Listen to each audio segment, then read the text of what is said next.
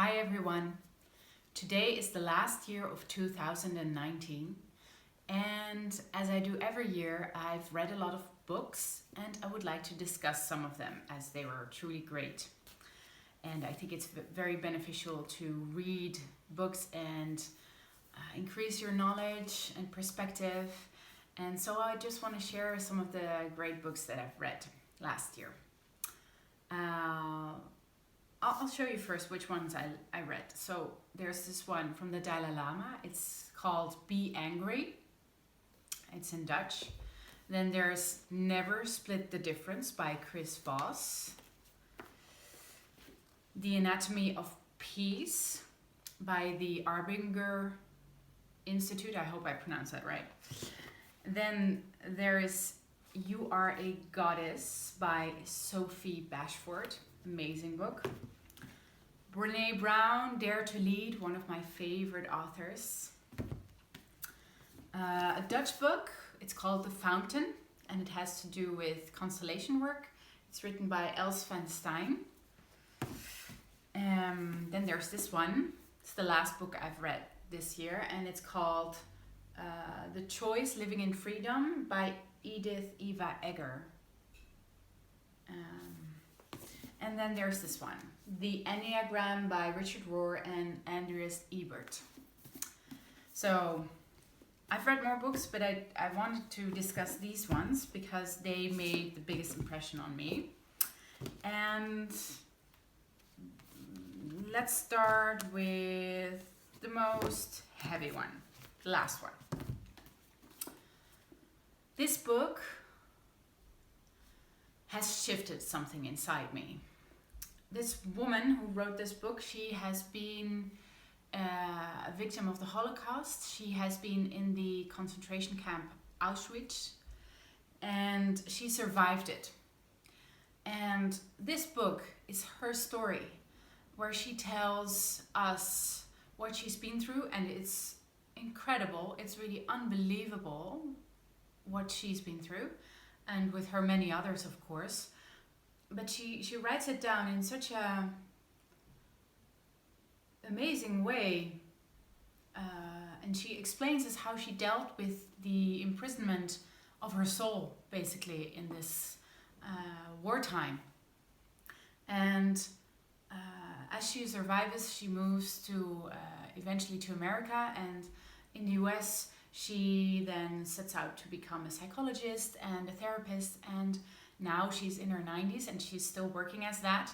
And in this book she kind of tells us her life story and how, well, the lessons she's learned in the war, in being in captivity, and being I don't even have words for how she was treated.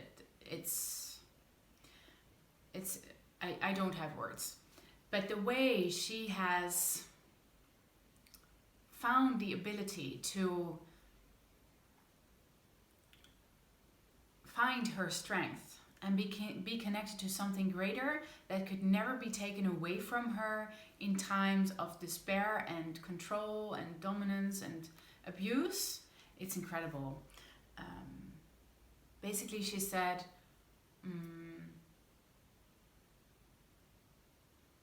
you can, right, in the wartime in Auschwitz, you can tell me what to do, but you can never control my thoughts. You can never control my mind. So when she was forced to dance for the Doctor of Death in Auschwitz, Dr. Mengele, she danced and she imagined like that she was on stage in a beautiful theater, and she just let go of the surroundings, and she immersed herself into this fantasy almost, and she did this over and over again, many occasions, and it saved her life.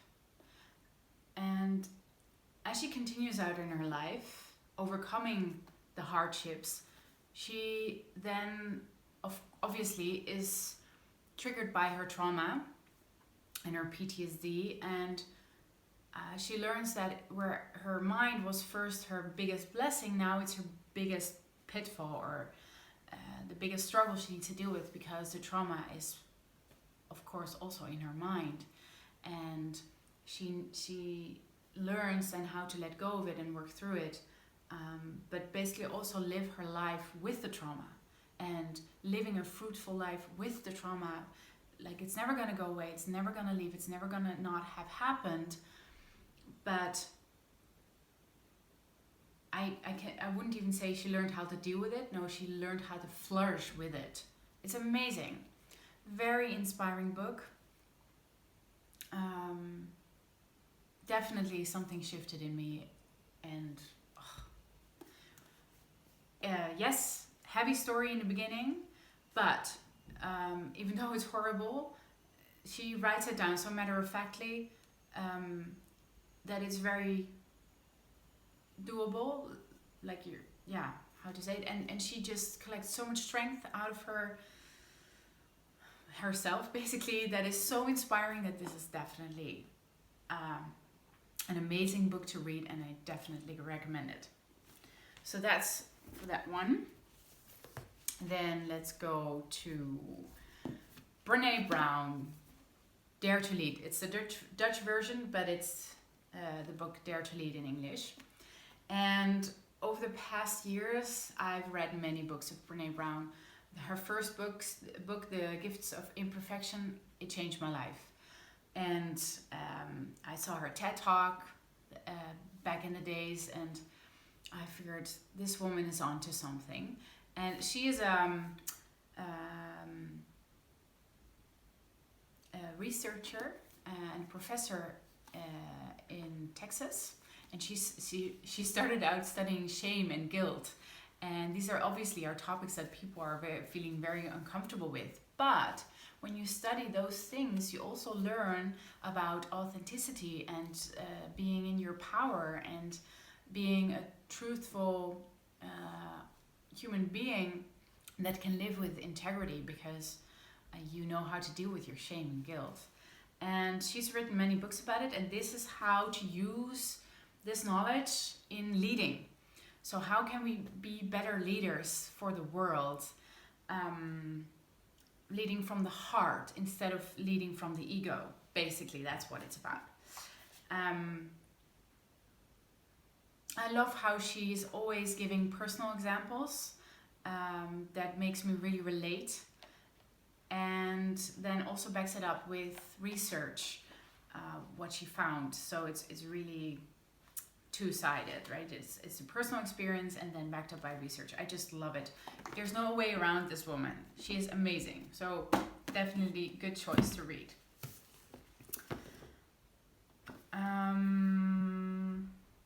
The enneagram, something completely different.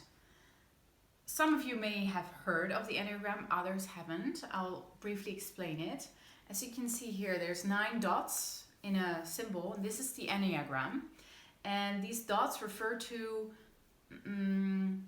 ways of being. So I call them survival strategies. When we grow up, we all adhere or adapt to a survival strategy that works best for us, and we have different styles. Like, for example, you can become a perfectionist, or you can become a really hard worker, always working hard, always being busy, or you can become a pleaser, always doing what's best for others instead of yourself, or you become a party animal and you're avoiding your pain by just partying all day and every day. And so these are all kinds of ways of behavior to avoid your inner pain, your inner insecurities, your inner wounds. And we use those as a child to handle the situation that we're in, because that's just what, like, we have to adapt to society, to our parents, and there's rules, and all of a sudden we cannot be our truthful inner core anymore, just that. No, we have to obey, we have to have rules, we have to be polite, etc. And there's different ways how we respond to this. And I'm not one to put people in boxes, but what I really like about this book and this method or theory is that it gives you some tools to look at, like, okay, what is my behavior strategy? Or probably we all have all of them, but some are more present than others. And one is always dominant in your existence. So when you know this, and it's funny, you can really recognize yourself in one of them always. And I can even say it for my friends or family. And when you know this, then you can also learn and read what steps you can take to move away from that, to relax more, for example, or to love yourself more, or have better boundaries. And it's very interesting how the Enneagram works in this way. And what I like so much about this book is the way it's written. It's really funny, and it's just like it's quite a book, but you read it, it's just fantastic. Richard Rohr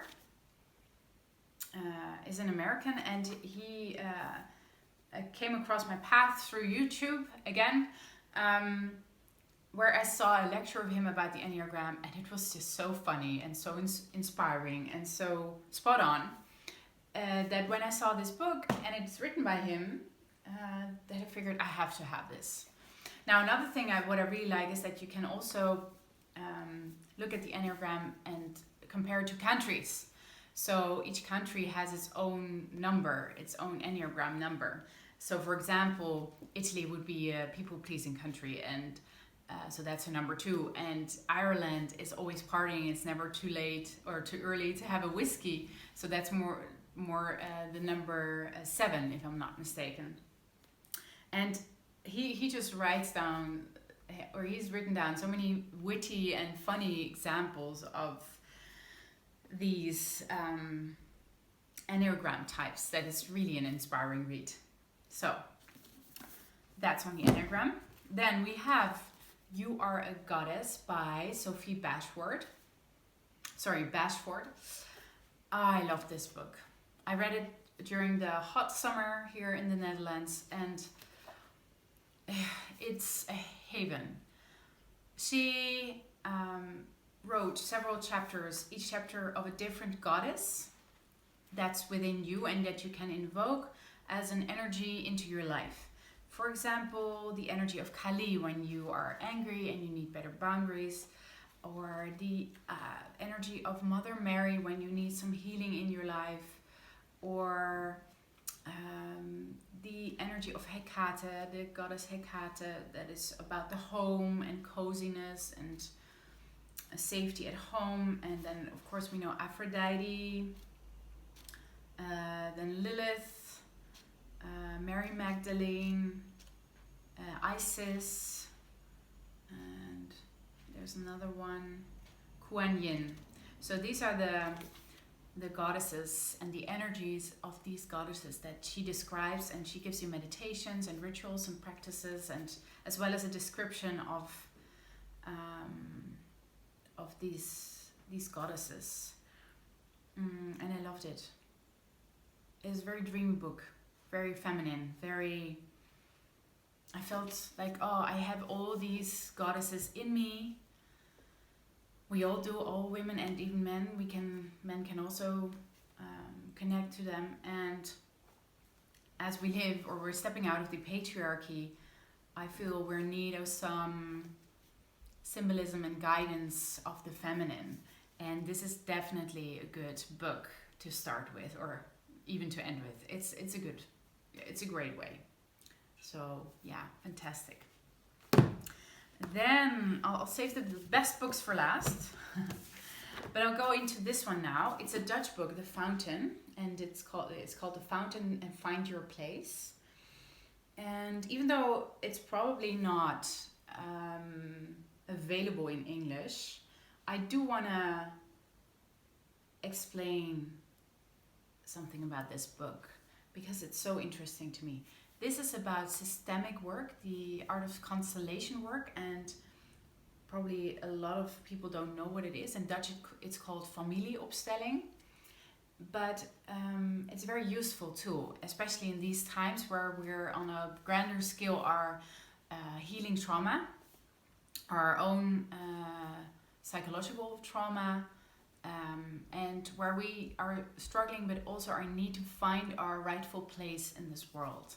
So, how do we do that?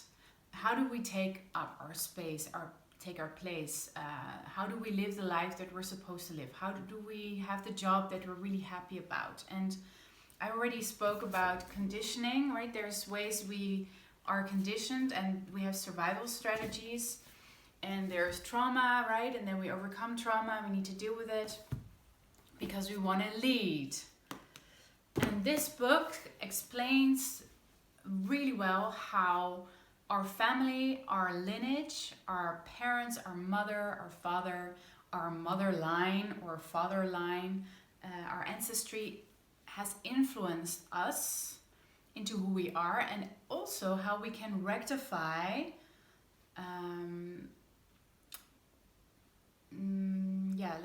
how we can rectify what has happened in the past and leave it in the past. So the burden of your family, so that the burden of your family is no longer cast over you or pressured on you. And to give you an example, a very old story is that people weren't allowed to marry from into a different religion, and for some of the people in the world that's still very the case. Here in the Netherlands, luckily not anymore, but it used to be.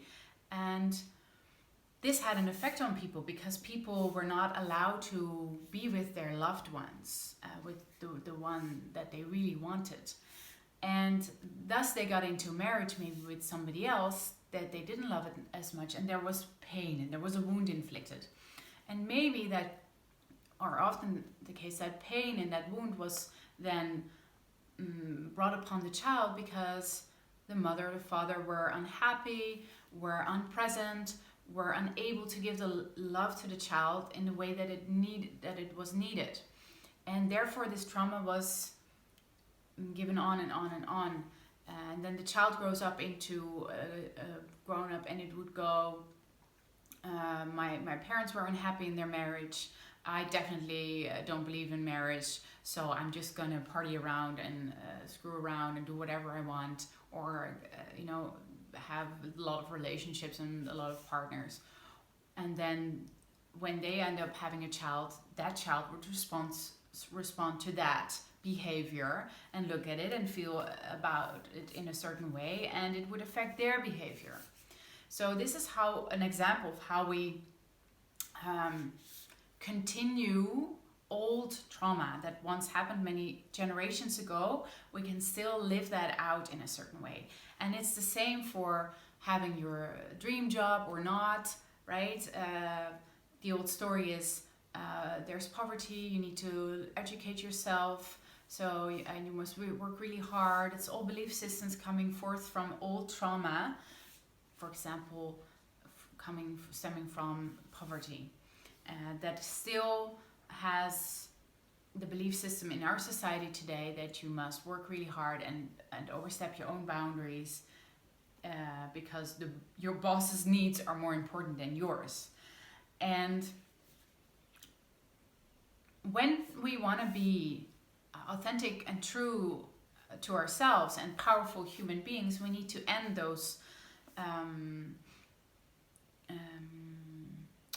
survival strategies, but also belief systems. That's the word I was looking for. And constellation work and the art of family constellation and systemic work is a really great way of doing that, because as Els writes, there's a fountain of life, you could say.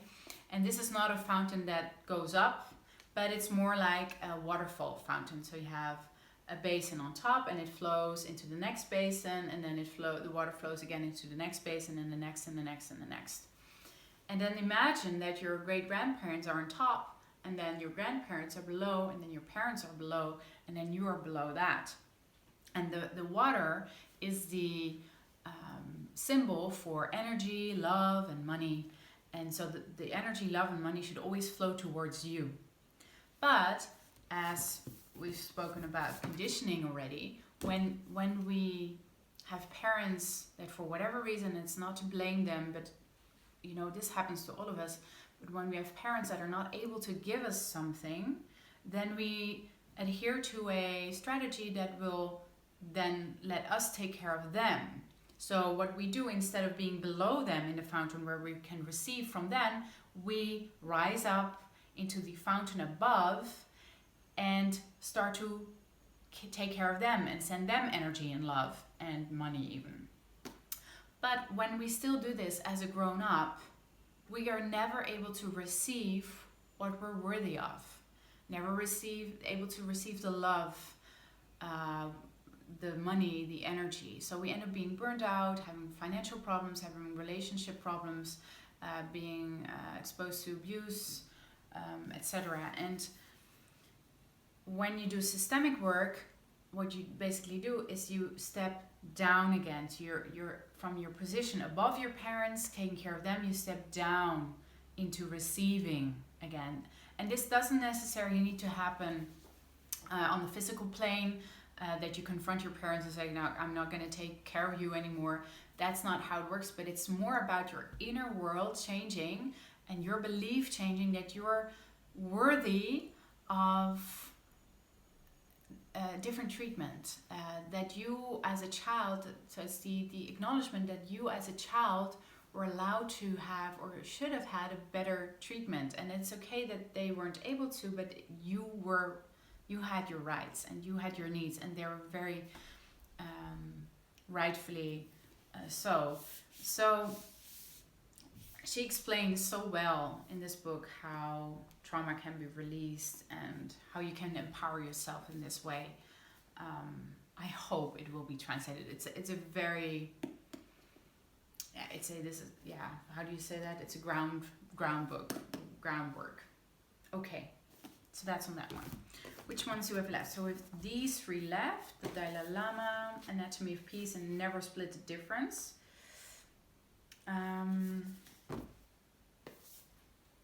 Be angry.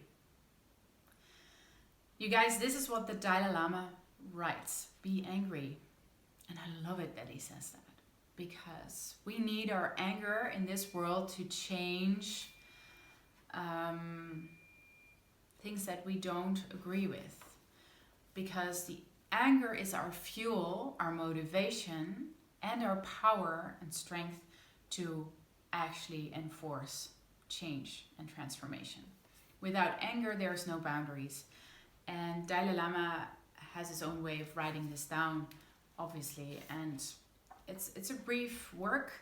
And there's just one quote that I want to translate because I read it in Dutch.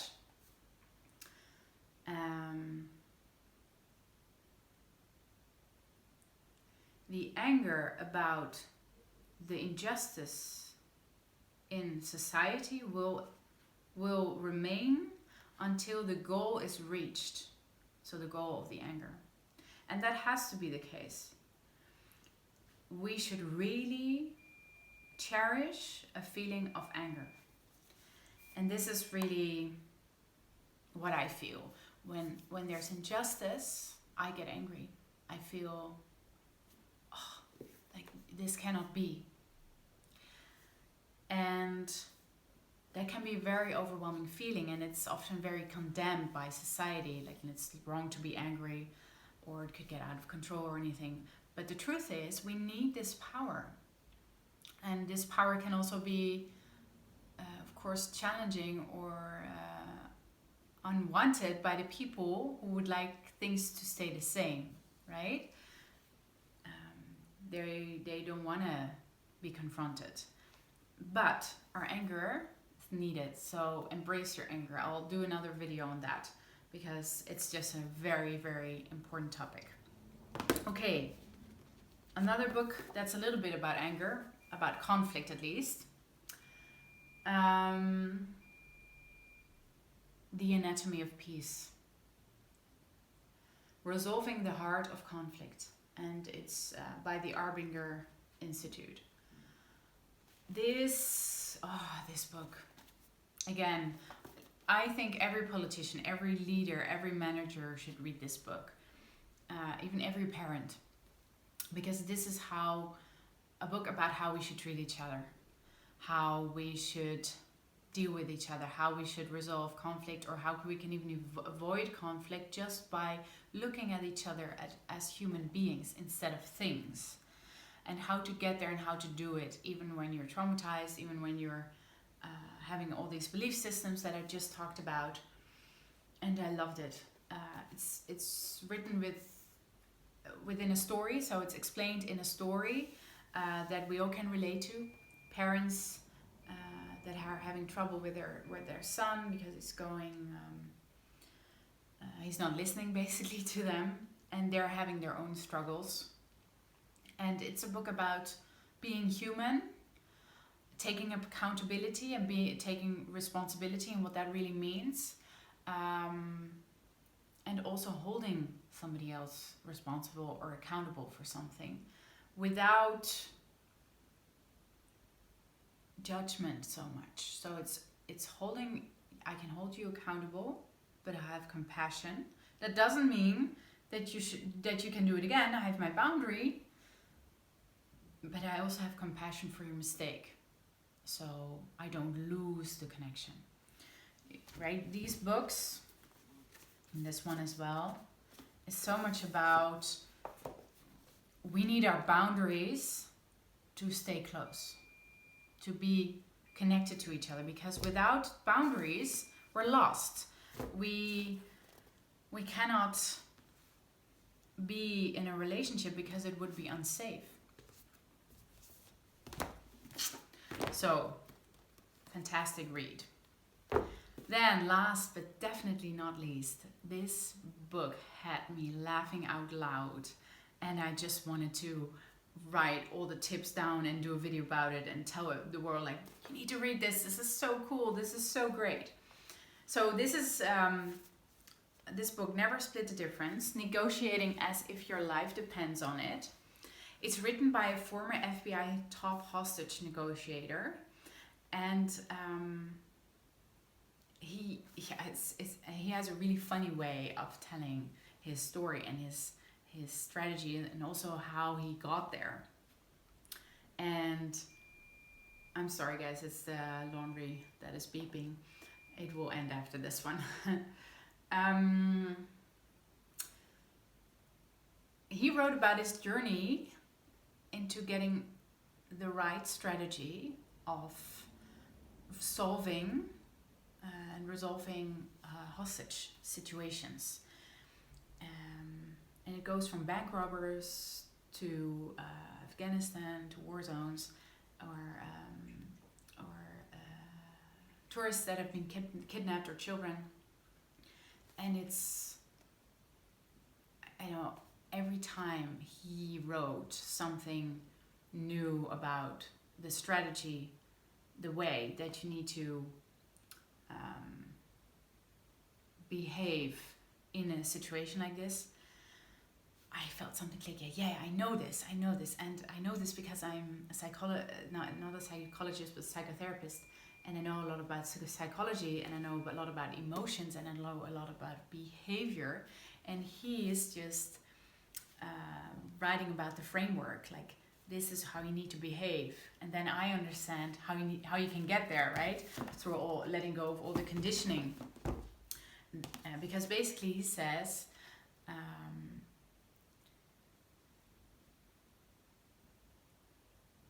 negotiation is all about emotion, and when you are able to step away from the emotion and to really start listening, which is really hard when you're triggered, it's almost impossible, then you can always resolve it. And of course, I hope we're never in a hostage situation, but we're definitely always in negotiating. We're always in negotiations, whether it's with our spouse, with our children, with our boss, with people that we're comfortable around. Sorry again. Or even with people that we're not comfortable around. He gives us such great tools to